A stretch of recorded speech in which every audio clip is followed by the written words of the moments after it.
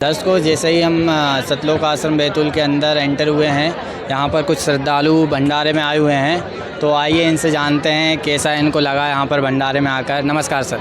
नमस्कार सर, आप कहाँ से आए हैं? सर हम आए हैं सिंगरौली ज़िला से, एमपी से, ज़िला सिंगरौली से। सर, आप इतनी दूर से यहाँ पर क्यों आए हुए हैं? भाई जी, हम आए हुए हैं जैसे यहाँ परमात्मा का जो है हमारे सदगुरु तत्वदर्शी संत सदगुरु रामपाल जी भगवान का मतलब समागम है, तो मतलब समागम में हम आए हुए हैं परमात्मा की सेवा के लिए। ठीक है, जैसे हर साल गुरु जी का मतलब 5 से 6 बड़े बड़े समागम होते हैं, जैसे बैतूल हो गया, इंदौर हो गया, हरियाणा हो गया, धनाना हो गया, मतलब ऐसे कई 10-12 समागम एक साथ मनाए जाते हैं एक बार में। ठीक है, तो हम लोग गुरु जी के मतलब आशीर्वाद से मतलब जैसे उनका मतलब गुरु जी का मतलब एक ऐसी शिक्षा है, मतलब अपना मनुष्य जीवन जो है उसको कल्याण करवाना है। ठीक है, पूर्ण मुक्ति कैसे होगी, और इसलिए हम लोग गुरु जी के आदेश के अनुसार सेवा करने के लिए यहाँ आते हैं।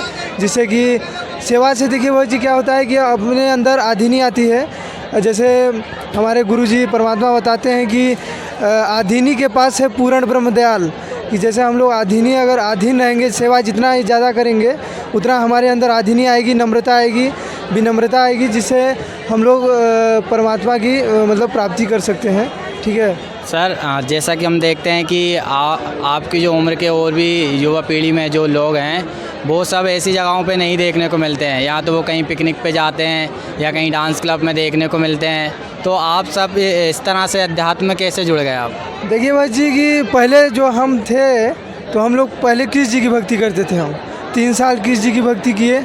उसके बाद में मेरे को पता चला मतलब शास्त्रों के अनुसार कि परमात्मा कोई और है।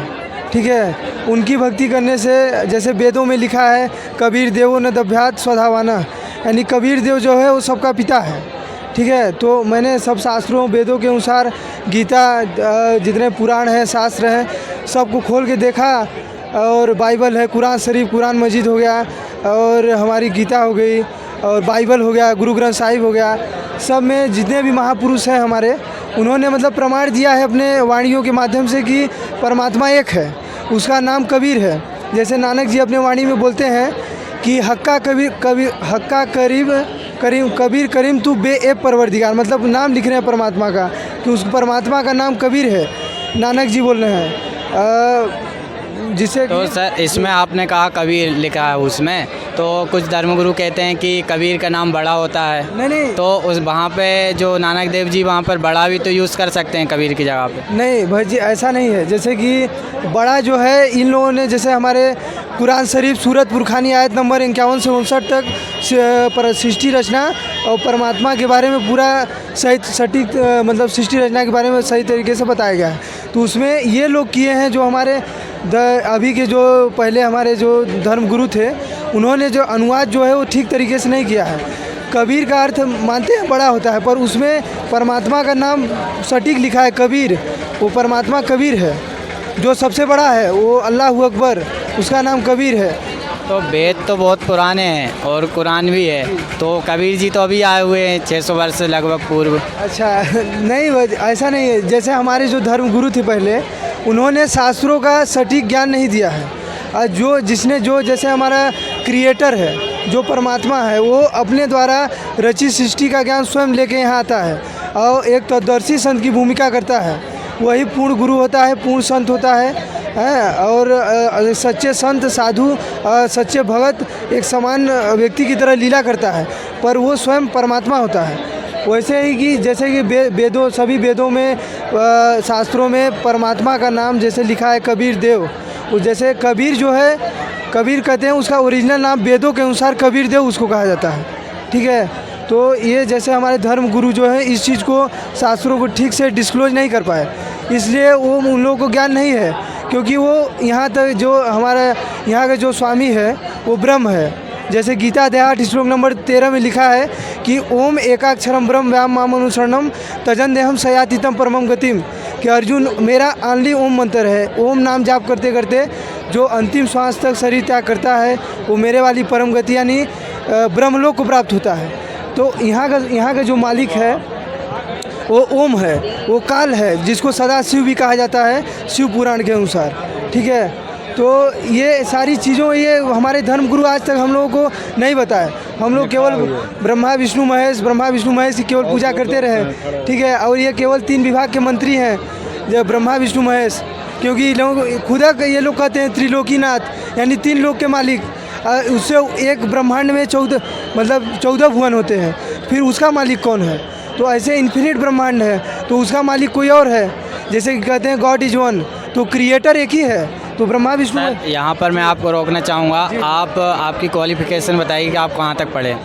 बस जी, हम जैसे कि 12वीं जैसे पास करने के बाद, उसके बाद मैंने गवर्नमेंट से ITI किया है, उसके बाद मैंने डिप्लोमा भी किया है, सिविल इंजीनियरिंग से मैंने पढ़ाई की है। ऐसा नहीं है सर, ऐसा आपने अभी बताया कि आपने ITI की है, डिप्लोमा किया है, तो सर आप टेक्नोलॉजी को भी देख चुके हो और साइंस भी आपने पढ़ी होगी अच्छी तरह से, तो आप इन सब चीज़ों को पढ़े होंगे, तो आपने देखा होगा कि सृष्टि की रचना कैसे हुई है बिग बैंग थ्योरी के अनुसार, है ना?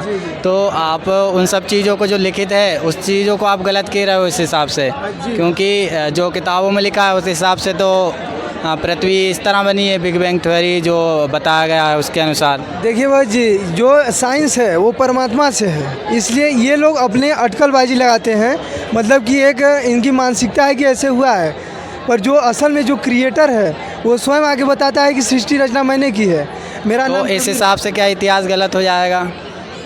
देखिए भाई जी, ऐसा नहीं है, मतलब इतिहास तो देखिए, जैसे ये लोग बताते हैं, ये अपनी थ्योरी बताते हैं। अब परमात्मा जो जिसने रचना की है वो सटीक ज्ञान देता है सभी शास्त्रों के अनुसार।